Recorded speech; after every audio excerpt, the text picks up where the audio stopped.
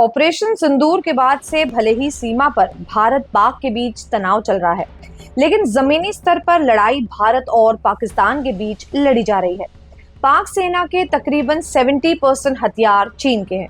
भारत और चीन के बीच सैन्य ताकत में सबसे बड़ा मुकाबला है भारत के राफेल बनाम चीन के 5th generation fighter jet J-20 का। राफेल बनाम J-20 चीन के स्टेल्थ फाइटर J-20 को 5वीं पीढ़ी का फाइटर बताया जाता है, लेकिन सच्चाई ये है कि इसका इंजन, रडार और स्टेल्थ टेक्नोलॉजी आज भी अधूरी और दुनिया में टेस्टेड नहीं है। वहीं राफेल 4.5 जनरेशन का जेट होने के बावजूद tested technology, network centric warfare, sensor fusion और इलेक्ट्रॉनिक वॉरफेयर सिस्टम में बेजोड़ है। स्टेल्थ बनाम सर्वाइवलिटी J-20 में स्टेल्थ डिजाइन है, लेकिन इसकी रडार क्रॉस सेक्शन राफेल से कहीं ज्यादा है। राफेल भले ही स्टेल्थ ना हो, लेकिन उसका spectra electronic counter image system उसे किसी भी मिसाइल लॉक से बचा सकता है।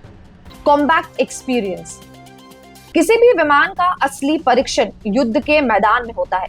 इस मामले में भी राफेल ने अफगानिस्तान, माली, इराक और लीबिया जैसे युद्ध क्षेत्रों में खुद को साबित किया है।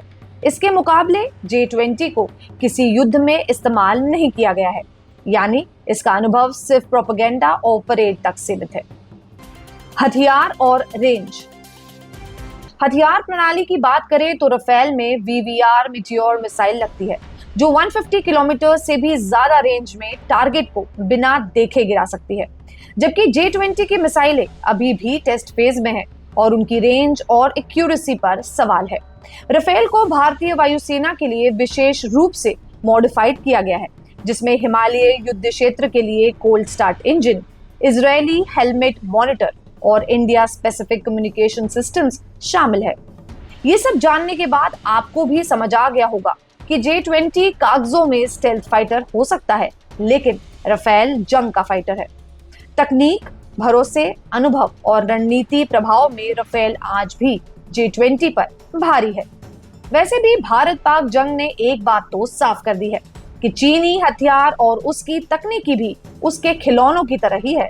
खैर, आपको क्या लगता है, J-20 मजबूत है या फिर हमारा राफेल? कमेंट बॉक्स में जरूर बताएं। जय हिंद।